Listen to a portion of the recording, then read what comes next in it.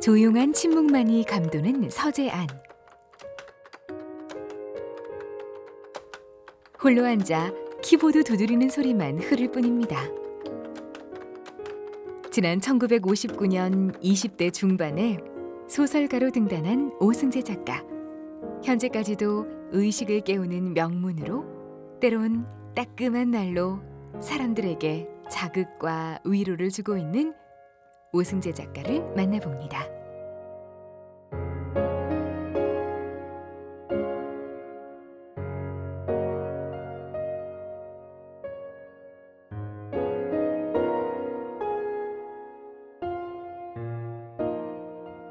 꽃보다 아름답던 두 청춘이 만나 가정을 이룬 후에도 배움을 게을리하지 않았던 오승재 작가는 미국 북텍사스 주립대학교에서 박사학위를 취득한 수학자이자 처녀작으로 등단한 소설가로 인생길을 개척해 나갔습니다. 멀고 먼 타국의 땅에서 젊음을 바쳐 힘든 공부를 계속할 수 있었던 것은 선하고 현명한 아내 덕분이었습니다. 소문난 인꼬 부부로 다복한 자녀손들과 함께 믿음과 소망 안에서 올곧게 살아온 그의 문학 이야기를 들어보겠습니다. 내가 특별한 동기라는 것이 없었는데요. 내가 초등학교 2학년 때 글짓기 시간에 글짓기를 했어요. 그 부채가 만들어지기까지 뭐 그런 제목이었었는데 그때 일본 선생님이 그 글짓기를 가르쳤는데 신문에다가 그것을 좀 냈으면 좋겠다고 그러거든요. 그래서 그 글을 써서 냈는데 전국에 뿌려지는 그 초등학교 신문에 내 글이 올랐어요. 2학년 때. 그리고 나서 거기다 또 커트까지 들어가 있고 그래가지고 내가 글 쓰고 이렇게 내는 거 참 좋겠다. 그런 생각을 그때 이제 시작했어요. 그리고 나서 이제 초급대학을 나오고 1955년에 전남대학교 3학년에 그 편입을 했는데 거기서 이제 신문에서 그 작품 모집을 했어요.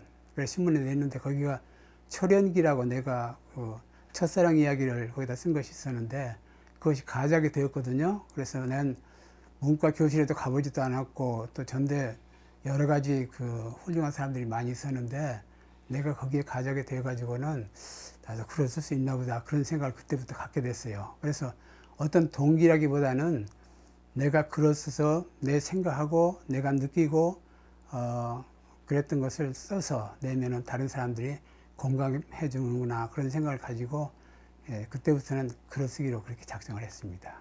그 소설이 제3부두라는 소설이었었어요. 근데 제3부두는 내가 1956년에 56년 그쯤 될 거예요. 그때 군대 학도병으로 처음으로 갔거든요. 갔는데 거기 가가지고 경험한 것이 제3부두에 내가 근무를 하게 됐어요. 항만사령부에서. 근데 그 제3부두에는 그때 이제 53년에 휴전이 협정이 됐으니까 그리고 그때는 그냥 굉장히 가난하고 부산으로 피난 갔다 간 사람이 많고 거기 남아가지고 노동하는 사람이 많았는데 그 노역자들이 그 이제 그 따닥따닥 붙은 데서 살면서 내가 왜 여기서 사는지 모르겠다 그러면서도 그 하역장에 나가가지고 일을 맡으려고 거기 나갔었어요. 나간 사람들이 거기서 이제 하역장에 가가지고 배에서 그 물건을 하역할 때 그걸 이제 빼돌려서 훔쳐가는 그런 이야기예요. 근데 그래서 그 사람들이 내가 이렇게 꼭 물건을 훔쳐야 되나 그런 생각을 가지고 훔치고 있다가 그 털보라는 그런 사람하고 그 작당을 해서 그걸 하고 있었는데 그러고 난 뒤에 그건 나중에 맨 마지막에는 그 사람한테 가가지고 자기가 빼돌린 것을 자기 혼자서 다 차지하려고 하는 것을 가서 이제 싸우고 하다가 이제 칼로 그 사람 죽이는 것으로 끝났는데요. 그런 작품이 그 제3부두였었어요. 근데 그때 제3부두를 낼 때 내가 26살이었었거든요. 그래서 어린 나이에 나는 그렇게까지 그 소설에 당선되리라고는 생각도 못하고 있는 그런 나이여서 그런 때에 그냥 소설가가 돼가지고 엉뚱하게 내가 소설가가 된 거죠. 그래서 그때부터 그렇게 글을 쓰기 시작한 거예요. 제가요, 글을 쓰기는 썼는데 소설가답게 그렇게 그 플러스를 가지고 그 시간을 잡아서 쓰고 막 그런 짓을 못했어요.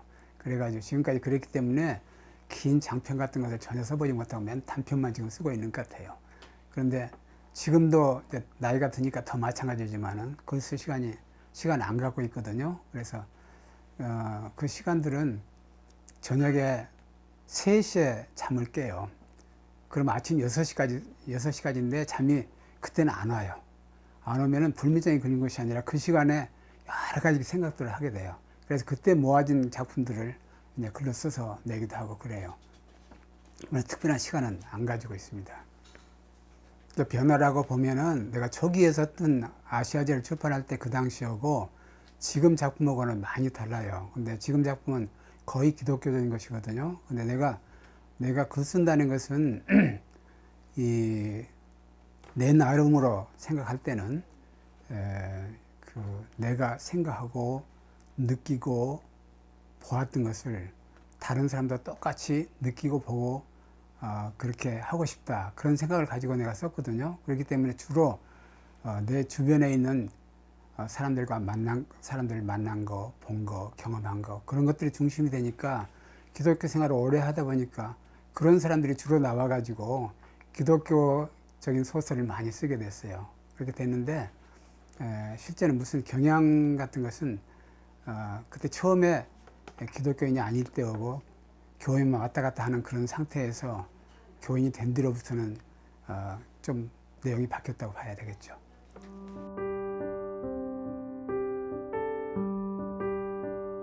소설가 인생 60년의 세월이 고스란히 담긴 스크랩북. 이 안에는 신춘문예 등단의 영광을 안겨줬던 제3부두 전문부터 틈틈이 발표한 작품들과 작품평까지 하나도 빠짐없이 보관되어 있었는데요. 바쁜 일상 속에서도 평균 1년에 2편씩은 꼭 작품을 발표했다던 작가의 열정이 오롯이 느껴집니다. 종교와 신뿐 아니라 이제 내가 수학을 가르치고 있으면서 과학이잖아요, 수학은.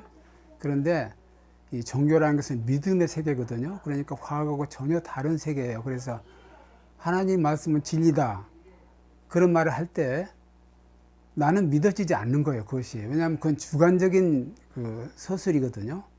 그래서 수학에서는 2 플러스 2는 4다, 이런 것은 모든 사람들이 공감할 수 있는 진리지만은 하나님 말씀은 진리다, 그것은 모든 사람이 공감할 수 있는 진리가 아니에요.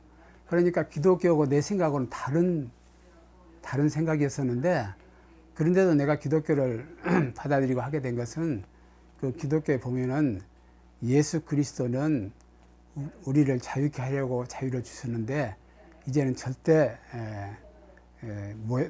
노예의 생활을 벗어났으면 좋겠다, 벗어나야 한다, 그런 그 성서 구절이 있었는데 내가 그것을 굉장히 좋아하게 돼서 기독교에 들어오게 됐어요. 그래서 나는 이게 지금 이 다른 보편적인 그런 진리와 다른 진리를 할지라도 내가 그것을 위해서는 죽고 내가 그것을 위해서는 살아야 하는 그런 새로운 진리라고 생각하고 내가 기독교에 이제 들어왔어요. 그래가지고 그 보고 들은 것을 많이 쓰게 됐는데, 보고 들은 것이 이 기독교인들에게는 마땅치 않은 그런 글들도 많게 됐어요. 그냥 뭐 호교적인 것보다는 비판하는 그런 글들을 많이 쓰게 됐어요.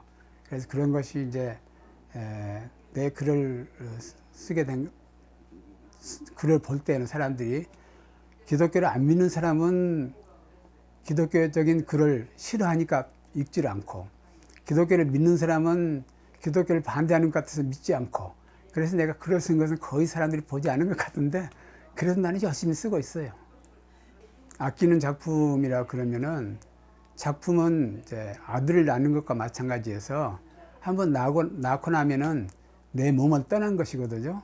그래서 그 애가 스스로 잘 성장하면은 그것이 이제 내 기쁨이거든요. 그런데 아시아제를 내가 냈을 때 그 발문을 써준 사람이 김현이에요.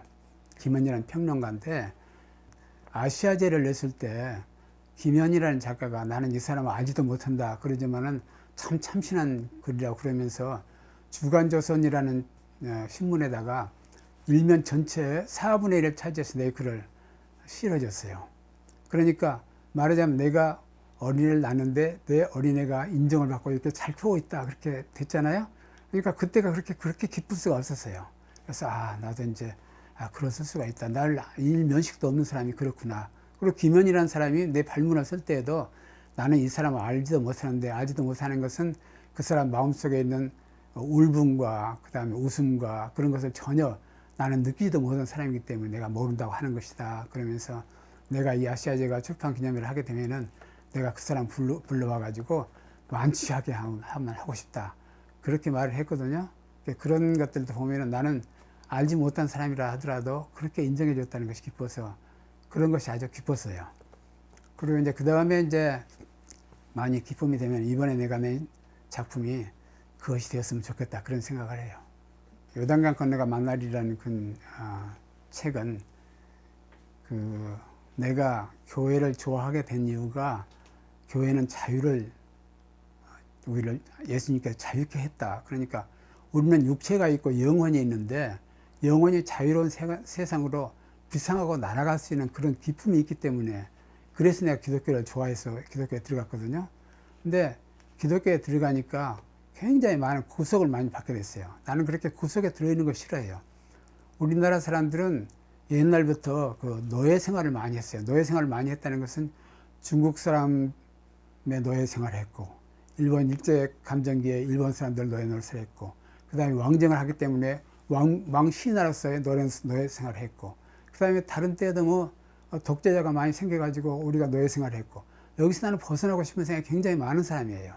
그래가지고 기독교에 들어왔는데 기독교에 들어오니까 나는 기독교에서 다시 또 노예가 된다는 생각을 갖게 됐어요.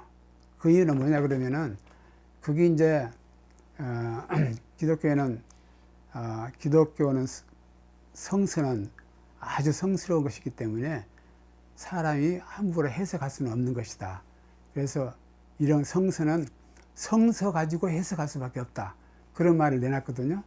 그래가지고 아무나 성서를 제대로 해석하려고 하지 않고 해석하려고 그러면은 그것은 이단이 된다 해가지고 목사님들이 신학교에서 공부한 사람만 성서를 해석할 수 있다. 그러니까 결국 우리는 눈을 뜨고도 성서를 보고도 아무 말도 못하는 그런 노예 생활이잖아요. 그래서 내가 그것을 굉장히 싫어해요. 그런데다가 장로님들이 되고 권사님이 되고 그러면 교회에서 어떤 계급의식이 생겨가지고 그거 꼭 되려고 그러는데 그런 사람이 되려면 첫째는 매 주일날 교회에 참석해야 된다. 그 다음에 새벽기도에 참석해야 된다. 그리고 11조 헌금을 계속해서 낸 사람이라야 한다. 그런 사람만 장로가 될 수 있다. 근데 예수님은 그런 사람 장로가 될 수 있다면 그때는 장로도 없었지만은 그런 일이 없었거든요.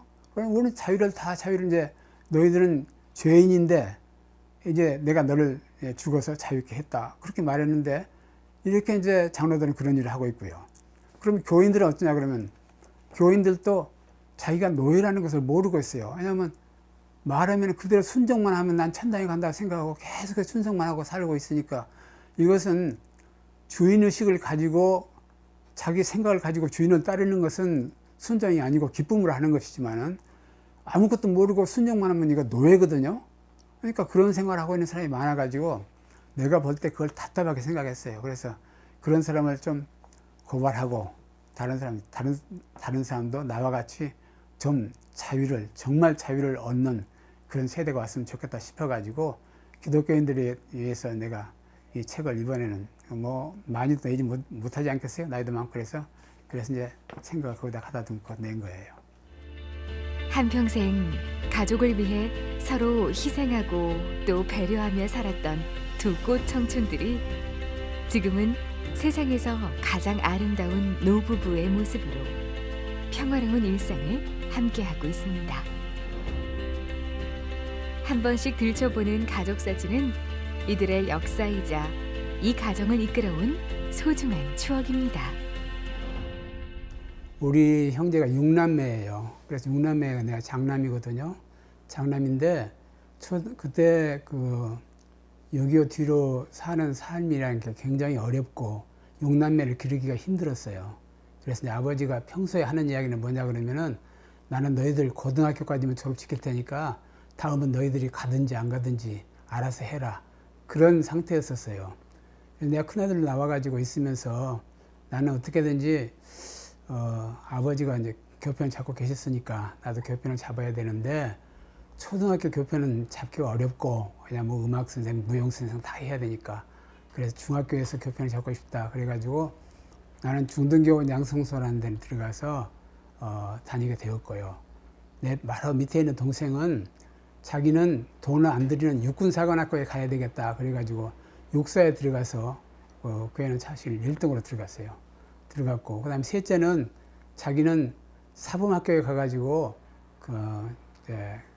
교편 생활을 하면서 그림도 그리고 해야 되겠다. 그래서 그렇게 나갔는데 이 둘째는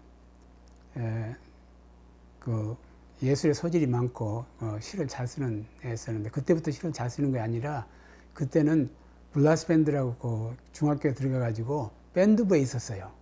밴드부에 있었기 때문에 그 6.25 때 사람들이 오면은 그 밴드부들 데리고 시골에 나가서 막 그 인공 노래 가르쳐야 되잖아요.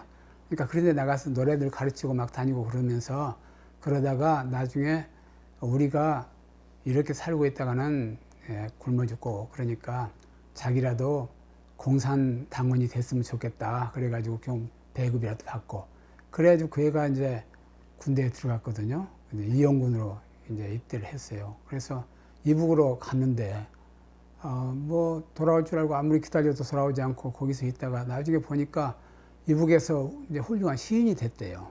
그래가지고 개관 시인이 돼가지고 그 사람 시를 많이 쓰고 해서 한국에 2000년에 여기 내려왔을 때 우리나라의 시들을 좋은 시를 많이 남겼어요. 그러니까 어머니 돌아가시기 전에 그것을 알고 삼오곡이라고 시를 10여 편을 썼고요. 그 다음에 그 뒤에 이제 2000년에 와다 보니까 우리 어머니가 돌아가셔 버렸어요. 그러니까 가셔버렸다고 이제 추모곡이라고 해서 내고 그랬어요. 근데 거기 보면은 이제 3파선이 막혀서 가시덤불 때문에 내가 어머니를 찾아오지 못했지만은 어머니 돌아가셔서 새로운 세상에 있다 그러면은 거기는 철조망이 없을 테니까 내가 찾아가겠습니다 하고 이제 추모곡을 했는데 그래도 이북에 있으면서 그 이북의 인권율이 심하잖아요. 그런데 그 김일성 수상이 좋은 작가라고 해서 사인을 해주고 개관 시인으로 해줘가지고 상당히 자유를 많이 누리고 산 편이었었어요. 그랬는데 술과 담배를 너무 많이 피우고 담배 많이 피우고 술 많이 마시고 그래가지고는 2006년에 그냥 세상을 떠났어요. 떠나고 지금은 이제 없지만은 그래도 그 애가 그렇게 시를 많이 쓰고요. 내 동생은 홍익대에 있으면서 미술을 많이 하고 영상대학도 거기도 이제 학장도 하고 대학원장도 하고 막 그랬는데 그 애도 글을 잘 써요. 그래서 이번에 그 애가 베다골이라는 작품을 냈어요. 굉장히 두꺼운 작품인데 나보다도 신앙을 더 돈독하게 그러니까 생각하면서 믿으면서 하는 그런 신앙인이에요. 문학평론가 송하섭 선생과 오승재 작가는 언제 만나도 이렇게 어린아이처럼 가슴이 설렙니다. 문학으로 맺어진 이들의 인연, 문학 여정에 함께했던 수많은 시간들, 그리고 서로의 감성을 일깨워주던 수많은 작품들. 대학 교수라는 직업과 문학이라는 공통점이 통해서였을까요? 등단 후 조금은 외로웠다던 오승재 작가에게 그는 나이를 떠나 문학의 길을 함께 걷는 오랜 벗이자 아우이며 때론 스승이자 동지였습니다. 사실 오승재 선생님은 우리 대전으로서는 상당히 귀한 작가이십니다. 이 오 선생님이 대전에 오셨을 때에 그때는 대전 충남이 갈라지지 않고 충남이죠, 충남. 그때 전체 그 도내에 소설로 등단하는 분이 5분도 안 됐을 거예요. 그렇게 아주 귀한 분이었었고, 근데 우리가 특수하게 생각할 건 이분은 소설을 쓰지만 사실은 수학자입니다. 대학에서 수학이고 또 외국에서 수학 박사를 받아가지고 수학자인데 특유의 소설을 썼다는 게 상당히 그 특이한 그런 그 인간이라고 볼 수 있죠. 소설 작가라고 볼 수 있고. 그렇기 때문에 이 양반 문학을 조명한다고 할 때는 수학자이자 종교인이라는 두 가지 것을 생각하지 않으면 이양배의 그 문학을 제대로 얘기할 수 없지 않나 이런 생각을 하고, 그분이 초창기에 그 한국일보에서 신춘문예에 당선한다는 건 쉽지 않거든요. 그리고 이 소설이 발표되자마자 우리나라의 제1급 비평가라고 할 수 있는 백철 선생이라든지 김현 선생 같은 주목을 받을 수 있었던 것은 그 작품의 질이 상당히 높았다 이렇게 볼 수 있습니다. 그리고 이분은 그 당시에 군에서 나와가지고 사회적인 뭐 부조리 같은 걸 좀 그 터치한 그런 작품들이기 때문에 상당히 그 당시에는 관심을 가지는 그런 작품이었었는데, 이분이 아주 이제 교육자로 특히 교회에 전념을 하면서 그 소설 세계가 좀 좁아졌다고 볼 수 있어요. 그래서 주로 교회 사회학적인 의미에서 교회에서 벌어지는 여러 가지 좀 그 갈등 요소, 그 교직자 간에 있었던 그 부조리라든지 교인들이 그 신앙 세계에 그 합당치 않다고 보여지는 거라든지 그런 걸 중심으로 집약했기 때문에 조금 저는 아쉬운 점이 있다면 그 소설을 계속해서 초창기 그 정신 가지고 썼더라면 하는 아쉬움이 있습니다. 그러나 아마 교회 사적인 면에서 볼 때는 아마 교회의 일을 정리하는, 교단의 일을 정리하는, 그리고 우리나라 기독교 신앙을 정리하는 중요한 요소들을 많이 담고 있는 작품이 아니었을까 그런 생각을 해요. 소설로 시작해 기독교 문학이라는 장르로 이어지는 그의 작품은 누구를 질타하거나 아프게 하는 글이 아니라 감동과 여운을 남겨 종교의 참 진리를 깨닫게 함과 동시에 한국 교회의 오랜 적폐를 해소하고 교회 본연의 자세와 사랑을 회복하는 역할을 하고 있습니다. 문학은 자기가 받은 감동을 다른 사람에게도 그대로 전해주고 싶은 그런 욕구에서부터 시작된 것이 문학이라고 생각해요. 그리고 또 감수성이 더 예민해서 다른 사람보다 먼저 그것을 느끼고 다른 사람에게도 그것을 전해주는 것이 그것이 문학이 아닐까 생각합니다. 옛날에는 몰모트가 있어가지고 잠수함이 바다에 깊이 들어갈 때는 지금처럼 그렇게 산소가 희박해지는 것을 알 수가 없어가지고 몰모트가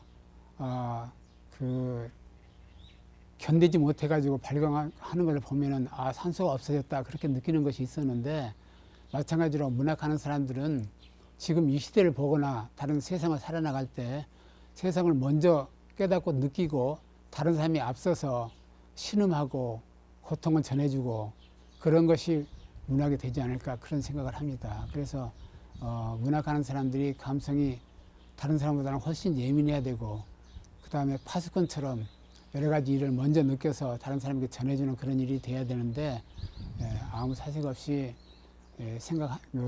글을 쓴다는 것은 좀 어렵지 않을까 생각을 하고, 문학도 깊이 있는 그런 문학이 되고 그러려면은 더 많이 생각하고, 그리고 또 그것 때문에 더 많이 고민하고, 그런 것이 또 밖으로 드러나고 남에게 감동을 주고 나도 그와 같이 변화되어야 되겠다는 생의 변화를 가져오고 그런 단계까지 가야만 한다고 생각하고, 문학이 그런 쪽으로 흘러나가야 된다고 저는 생각합니다.